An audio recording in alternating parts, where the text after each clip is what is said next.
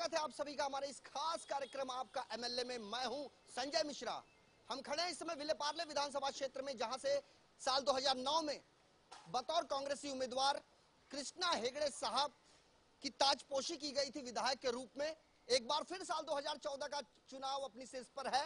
विधानसभा चुनाव इस साल के अंत में होने हैं और लेमन न्यूज ने इसकी शुरुआत करी है हर विधानसभा क्षेत्र में जाने की और वहां की जनता से मुखातिब होने की। और हमने बीड़ा उठाया है कि वह तमाम विधायक जो चुनकर पहुंचे हैं विधानसभा में, उन्होंने पिछले 5 सालों में अपने अपने विधानसभा क्षेत्र में क्या क्या काम किया है जनहित के मुद्दों को लेकर। हम पहुंचे हैं इस समय सहार गांव में। यहां पर बड़े पैमाने पर लोग हमारे सामने हैं। कार्यक्रम की शुरुआत करने से पहले कैमरा पर्सन मुकेश रावत से गुजारिश करेंगे कि हमारे कैमरे के सामने खड़े इन तमाम लोगों की तस्वीरें अपने कैमरे में कैद करें और उन विधायक साहब तक पहुंचाने की कोशिश करें जिनका नाम है कृष्णा हेगड़े।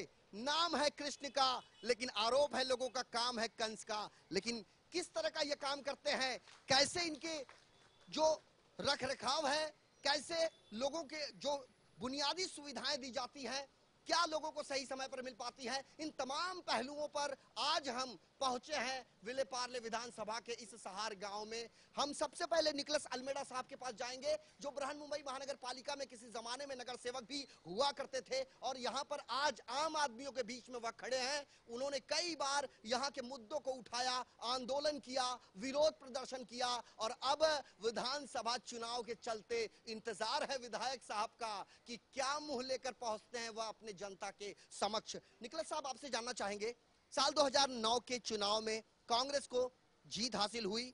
विलेपार्ले विधानसभा की यदि बात करें तो कृष्णा हेगड़े साहब की ताजपोशी बतौर विधायक के रूप में हुई। अब एक बार फिर विधानसभा चुनाव होने को है। क्या लगता है 5 सालों में कितने बार वो आए और उन्होंने क्या काम किया, हम जानना चाहते हैं। कृष्णा हेगड़े साहब सिर्फ नारियल फोड़ने के टाइम में आते हैं। बस्ती के अंदर कभी भी कुछ काम होना है, उसका फंड अगर डिक्लेयर हो गया तो ऐसे 400 कामों का नारियल फोड़ना, ये सभी बीएसटी बस के पर भी देख सकते हैं आप। हर जगह में हाईकोर्ट ने फटकार लगाने के बाद में भी जो भी कटआउट्स लगते हैं बम्बई शहर में, इसमें पहला प्रथम हमारा आमदार को इसका श्रेय जाता है। ये सिर्फ बंदर बोलती है अपनी लाल, वैसा वो बोलता है। मुझे बड़ा खेद लगता है कि सारगांव एयरपोर्ट अथॉरिटी के जमीन के पर ज्यादा करके 80% जमीन एयरपोर्ट के जमीन पे है। ये एयरपोर्ट कांग्रेस सरकार ने 8 रुपये 33 पैसे में 1 महीने का भाड़े पे ओमडा एग्रीमेंट में ये आप करार देख सकते हैं और उनसे पूछ सकते हैं। ये पूरा 2100 एकड़ देने के बाद में भी हमारे झोपड़पट्टी पे एक नंगी तलवार है। ये रातों रात शिवाजी महाराज का जो पुतला सार एयरपोर्ट पे खड़ा था, जो अटल बिहारी वाजपेयी और बाला साहब ने उसका नामकरण किया था, उसको ने रातों रात हटा के पाइपलाइन पे लाया टेम्पररी पे। अभी कैग कर जो रिपोर्ट है पार्लियामेंट में जो पेश हो गया, उसके अंदर ये बताया कि escalation cost for shifting of Shivaji Maharaj statue is 1250 crore rupees. Airport से अगर पुतला शिफ्ट होता है और पाइपलाइन पे आता है, उसको 1250 करोड़ रुपए का ठपका कैग ने लगाया। ये पार्लियामेंट यानी 1 किलोमीटर के भी कम अंतराल में छत्रपति शिवाजी महाराज का स्मारक यदि स्थलांतरित किया जाता है तो उसमें 1250 करोड़ रुपए का खर्च आता है। यह देन है कांग्रेस की। और अब जनता जो है वो लगभग जागरूक हो चुकी है।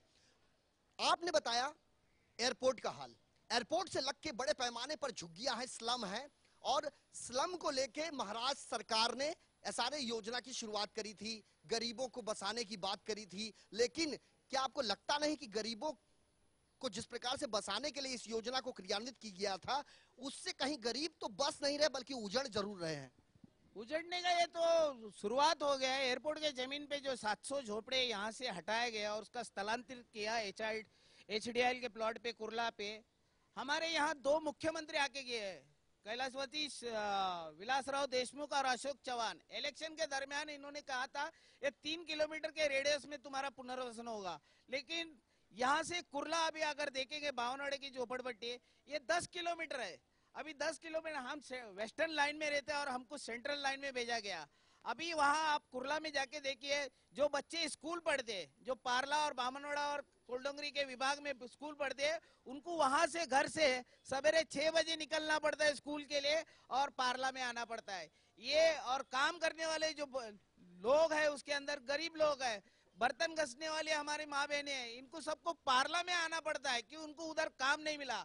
दूसरी बात है, आप हमारे झोपड़े में जाओ, आज भी हमको खड्डा मार के पानी की सुविधा है, हमको पानी तो पीने के लिए नहीं मिल रहा है। हमारे बगल में बम्बई का 36 इंच का लाइन, 60 इंच का लाइन, 48 इंच का लाइन, ये पूरे बम्बई से शहर को सप्लाई करता है पानी, लेकिन हमारे बस्ती में हमको एक खड्डा मार के पीने की योजना है। दूसरी बात है, हमारे एमएलए जब आता है उद्घाटन करने के लिए, संडास का दरवाजा जो हमारी माँ बहन बैठते हैं तो उसका आधा दरवाजा छूटा है, अगर मैं कंप्लेंट करता है तो उसको रिप्लेस करने के टाइम में बैंड बाजा के साथ में आता है।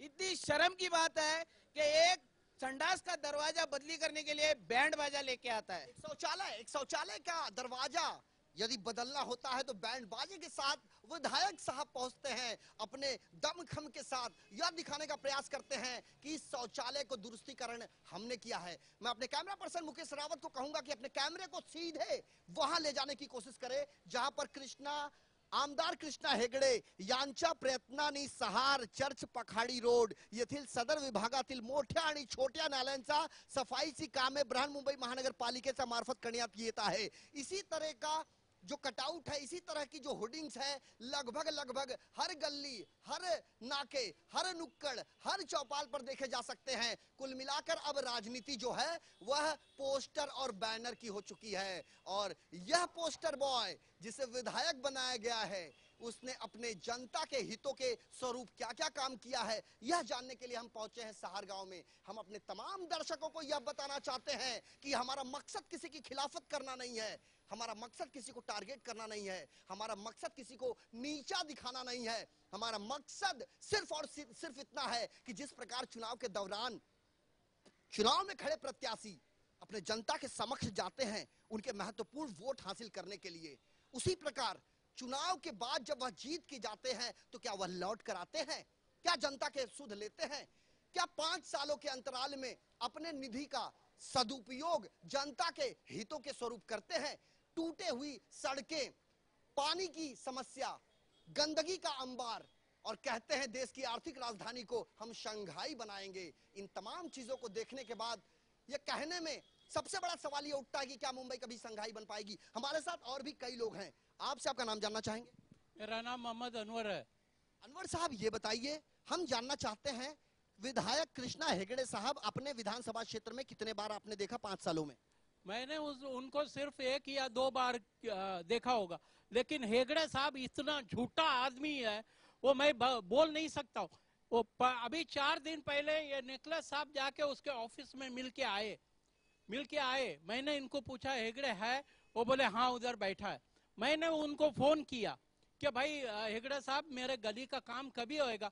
मेरे को उन्होंने फोन के क्या बोला है कि भाई मैं दिल्ली में बैठा हूँ।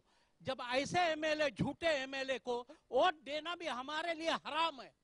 बिल्कुल कृष्णा हेगड़े साहब, यदि इस कार्यक्रम को आप देख रहे हैं तो आप सुनिए, आपके मतदान क्षेत्र की जो जनता है, आपके जो वोटर्स हैं, जिनके वोटों की आपको शिद्दत से जरूरत होती है, उनके जहन में आपके प्रति क्या है। वह फोन करते हैं आपको और आप कहते हैं आप दिल्ली में हैं। सच्चाई छिप नहीं सकती बनावट के वसूलों से, कि खुशबू आ नहीं सकती कभी कागज के फूलों से। यह कहावत एक प्रकार से चरितार्थ हुई है और हम अपने तमाम दर्शकों को यह बताना चाहते हैं कि विधानसभा चुनाव के चलते हम मुंबई के उन तमाम विधानसभा क्षेत्रों का जायजा लेंगे जहां पर वहां के सिटिंग एमएलए ने अपने कार्यकाल में क्या क्या किया और क्या क्या नहीं किया, जनता के मन में उनके प्रति क्या है, क्या जनता उन्हें वोट देगी, क्या जनता के सवालों का जवाब वह दे पाएंगे। ऐसे कई सवाल है जिसका जवाब कृष्णा हेगड़े साहब आपको देना ही होगा। हमारे साथ जी आज मैं कम से कम उनके ऑफिस में 2 साल हो गए। हमारी एक गली है, छोटी सी गली, उसके अंदर पानी भर जाता है, छोटे छोटे बच्चे स्कूल जाते। वो हेगड़े साहब को बोला और नगर सेवक को भी बोला, कोई काम के नहीं है। ये सिर्फ हराम का पैसा ढूंढने के काम के। कोई गरीब आदमी घर बनाता होगा तो इनके ऑफिस में पैसा पहुंचना चाहिए, नहीं तो ये घर बनाने को देने वाले नहीं है। हाँ, इनको 6 करोड़ रुपया 6 करोड़ इस साल मिला है जनता के लिए। ये जनता का पैसा है, हराम का नहीं है। ये जनता मेहनत करके इनकम टैक्स भर के इनको ये पैसा मिलता है। इन्होंने 6 करोड़ में क्या काम किया ये बताओ। जी बिल्कुल, जवाब मांग रही है जनता। 5 साल आपने राज किया, 5 साल का हिसाब तो दीजिए विधायक साहब।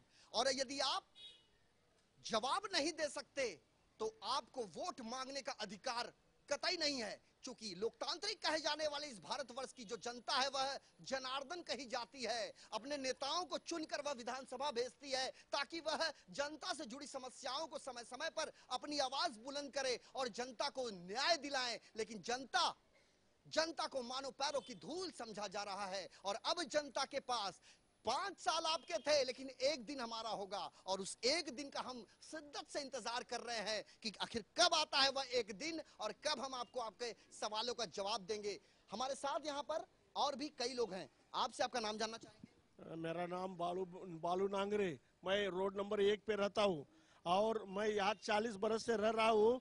40 बरस में हम कई बार हमारे बाजू से गटर गया है, हमारे जो गली है वो भी उखड़ चुकी है और गटर जो गया है वो खुला गटर है, उसमें से मकोड़े भी घर में आ जाते हैं। कितनी बार हम लोग बोले कि ये गटर तो बंद करो, गटर का बना दो। अभी महीने से हम देख रहे हैं सभी जगह बोर्ड लगे हुए हैं कि गटर का काम चालू है, रोड का काम चालू है और दिखता कुछ भी नहीं, कहीं भी काम चालू नहीं है। अभी आचार संहिता थोड़े दिन में लागू हो जाएगी तो सब गया, निकल गया। फिर वही बात आगे चलते आई। हमारा पानी उधर से 1 नंबर रोड का बस्ती का पानी उधर से जाने वाला था तो वहां CPWD की बिल्डिंग खड़ी कर दी है, वो भी पानी हमारा जाने का रुक गया। थोड़ा बारिश हो जाता है तो पूरा पानी भर जाता है घर के अंदर। यह अवस्था हमारी हो गई। क्या हमारे लिए किया ये लोग ने? क्या किया है इन लोगों ने हमारे लिए, यही जानने के लिए जनता जो है वह उत्सुक है। एक जिज्ञासा बनी हुई है, क्या हमारे सवालों का जवाब समय रहते मिल पाएगा? नेतागण जो होते हैं जब वह मंच पर चढ़ते हैं, व्यासपीठ पर खड़े होते हैं, जनता को संबोधित करने की जब पारी आती है तो कहते हैं जुबान में हड्डी नहीं होती, लगातार वह फिसलती है। कई वादों का अंबार लगाया जाता है, घोषणा पत्र जारी किया जाता है, लेकिन क्या उन घोषणा पत्र में उल्लेखित किए गए उन तमाम मुद्दों को समय रहते ही क्या यह पूरा कर पाते हैं? कदापि नहीं। शायद यही कारण है कि लेमन न्यूज जिस इलाके में पहुंच रही है वहां की जनता का सूरत हाल बेहाल है और जनता जो है वह चाहती है कि उसे उसकी समस्याओं से निजात मिल सके। इस बार एक मोदी फैक्टर देखने को मिला है पूरे भारतवर्ष में। मोदी की जिस प्रकार से लहर थी लोकसभा चुनाव में, जनता ने हाथों हाथ मोदी साहब को हाथ उठा लिया और उन्हें इस भारतवर्ष का प्रधानमंत्री पद से उन्हें नवाजा गया। और कांग्रेस जो है उसे समूल उखाड़ फेंक दिया गया। लोकसभा चुनाव की स्थिति तो ये थी, लेकिन विधानसभा चुनाव में महाराष्ट्र जिसमें तकरीबन 288 विधानसभा की सीटें हैं, अभी आज शायद चुनाव की तारीख का ऐलान तो हो सकता है, लेकिन सबसे बड़ा सवाल यही कि मेरा क्या और तेरा क्या। सीटों के बंटवारों के लेकर एक प्रकार से जो पार्टी का जो संगठन है, पार्टी जो अलायंस है, जिसका गठबंधन है, उनमें मानो नूरा कुश्ती चल रही है, लेकिन जो जनता है वह बेबस है, वह जस की तस है। हम आपसे आपका नाम जानना चाहेंगे? तारामती हरी तावड़े। तो हमारा छोकरा मराठी में बोलूँ क्या? बोला। मराठी में बोलते हैं। तो PNT कॉलोनी में रहते थे, ऐसा एक्सीडेंट झालं तर पुलिस लोग कौन अभी दाद दिए ना, 3 साल हो गया। अभी हमारा लड़के का रोड में भाजी बेच के पेट भरता है। इसका लड़का 6 साल का, साधु का 8 साल हो गया। वो पुलिस लोग कोई दाद लेता नहीं है, वो कोर्ट भी लेता नहीं, किला कोर्ट में भी गया, वो मंत्रालय में गया, अभी सब जगह में जाकर हमको कोई दाद देता नहीं है। और पुलिस लोग क्या काम करता है? विधानसभा जो यहाँ से जो जीते हैं विधायक साहब कृष्णा हेगड़े के पास गए थे आप? नहीं गया है। तो सब पुलिस स्टेशन बोलता है इसका कोई पुरावा नहीं है, ये नहीं है, इधर ही एक्सीडेंट हो गया, सब काला बाजार चला पुलिस लोग का। कुल मिला के कायदा व सुव्यवस्था भी जो है उसकी भी सूरत हाल जो है वह बयां करने जैसी नहीं है। अपने कैमरा पर्सन से कहेंगे कि एक वृद्धा की तरफ अपने कैमरे को लेकर जाए। गुरुदास कामत साहब ने चुनाव के दौरान इस वृद्धा के फोटो को लगाकर लोगों से सहानुभूति वोट बटोरने की कोशिश की थी। इस वृद्धा को टीवी स्क्रीन पर जो वृद्धा दिखाई दे रही है, इसका कैसे उपयोग गुरदास कामत साहब ने किया था, हम अपने जनता को काफी करीब से बताना चाहते हैं। इस महिला को, इस वृद्धा की जो बदहाली है, उसके बारे में उन्होंने जो बखान, उसके बारे में जो उन्होंने बयान दिया था, उससे तो ऐसा लग रहा था कि गुरदास कामत साहब को सबसे ज्यादा दुख वृद्धाओं को लेकर है। लेकिन गुरदास साहब का चुनाव खत्म हो गया, यह वृद्धा आज भी उसी जगह पर बैठी मानो अपनी बदहाली पर आंसू बहाने को मजबूर है। कृष्णा हेगड़े साहब, आपका यह विधानसभा क्षेत्र है और आप अपने विधानसभा क्षेत्र में कितने सफल हुए हैं जनता के हितों के काम को लेकर, यह जानने के लिए आज लेमन न्यूज की टीम यहां पहुंची है। इस मामले में हम आपका भी पक्ष रखेंगे, क्योंकि एक तरफा खबर दिखाना हमारा मकसद नहीं। हमारा मकसद सिर्फ और सिर्फ जो सच्चाई है वह पूरी पारदर्शिता के साथ अपने दर्शकों तक पहुंचाना है और साथ ही उन तमाम राजनीतिक दलों के तक पहुंचाना है जिनके अंदर अभी भी चुनाव लड़ने की एक जिज्ञासा बनी हुई है। चुनाव तो आप लड़ना चाहते हैं, लेकिन चुनाव के बाद की तस्वीर क्या होगी? क्या जनता की तस्वीर बदलेगी? हमारे साथ यहाँ पर और भी कई लोग हैं, आपसे आपका नाम जानना चाहेंगे। मैं भिकाजी सांगले, मेरे को मामा करके यहाँ पहचानते। मेरे को कम से कम यहाँ 30 साल हो गए है। 30 साल में बहुत इलेक्शन देखे मैं, जो MP आए, MLA आए, जो भी, खाली वोट लगा के आश्वासन देने का। आज 1 नंबर रोड का हालत देखेगा, पूरा पानी। 2 नंबर रोड पे बच्चे यहाँ स्कूल जाते हैं, ये स्कूल नजीक है, जब बारिश 15 मिनट गिरता है तो पैर भर के पानी इतना रहता है, बच्चों लोगों को पानी में लेके जाना पड़ता है। आज कितना साल से हमारा कृपाशंकर साहब 10 साल MLA था, अभी ये 5 साल है, 15 साल से, और प्रिया दत्त तो 15 साल से MP है, पर कभी सार गांव के विकास के लोग ने कोई काम किया नहीं है। प्रिया दत्त 15 साल से MP थी, लेकिन शायद यही कारण था कि जनता नाखुश थी और अब पूनम महाजन को जिताया गया है और प्रिया दत्त हट गई। इसका कारण ही है, जब तुम लोगों को आश्वासन देते तो उनका काम पूरा करके दिखाओ। तुम्हारे पास जो हमारा फंड आता है, MP फंड, MLA फंड, उसका यूज करो। आज छोटे छोटे बच्चे स्कूल में लेके जाने के लिए पानी में जाते, पानी में एक प्ले रोग आता है, चूहा पेशाब करता हो, प्ले रोग बच्चों को होगा तो कितना बड़ी बीमारी है, ये इनको समस्या नहीं है। ये रोड पे पानी, हमारा कंबर इतना पानी आता है इधर, ये कभी करेंगे लोग? खाली बोर्ड लगाते। और जब भी कुछ उद्घाटन करने का है, जैसा अभी बताया साहब ने, टॉयलेट का दरवाजा बनेगा, बैंजो लेके आते, बैंजो से फिर नारल तोड़ेंगे 11-25, बाद में काम ही नहीं। अभी के दरवाजों को जब बदला जाता है तो बेंजो का प्रयोग किया जाता है, बाजे गाजे के साथ लोग वहां पहुंचते हैं। लेकिन क्या विधायक साहब आपने ये जानने की कोशिश करी है कि आपके विधानसभा क्षेत्र में कितने ऐसे गरीब हैं जिनके घर का चूल्हा सुबह तो जलता है लेकिन शाम को जल पाएगा भी नहीं? यह एक बदहाली उनके ऊपर बनी रहती है। मुंबई कर जो इस देश की आर्थिक राजधानी को एक नया आयाम देने के लिए दिन रात कड़े परिश्रम और अथक प्रयास के चलते तत्पर रहा करते हैं, लेकिन उनको क्या बुनियादी सुविधाएं मिल पाती है? चाहे नगर सेवक हो, विधायक हो, इन तमाम लोगों की जो जवाबदेही बनती है, उस पर क्या, उस कसौटी पर क्या वह खरा उतर पाते हैं?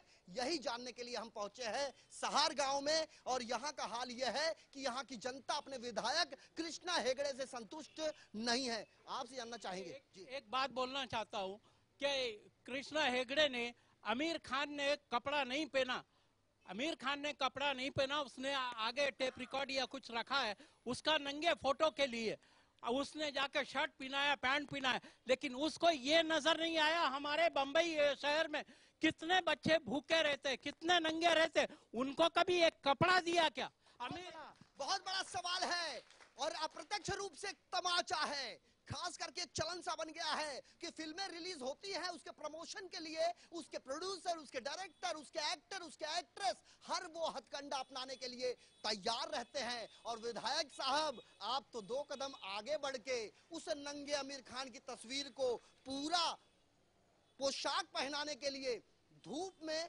जनता की एक भीड़ इकट्ठा करके बताने की कोशिश करते हो, मीडिया को बुलाने का न्योता देते हो, लेकिन क्या आपने यह समझने की कोशिश की कि उन बच्चों का क्या जिनके तन पर कपड़ा नहीं है, जिनके घर में 2 जून की रोटी नहीं है, क्या ऐसे लोगों से आप उम्मीद करते हैं कि आपको विधानसभा चुनाव में वह वोट देंगे? हमारे साथ यहाँ पर और भी कई लोग हैं, आपसे आपका नाम जानना चाहेंगे। एलन बुतेलो, सुतार पाखाड़ी से। आप क्या कहेंगे सर?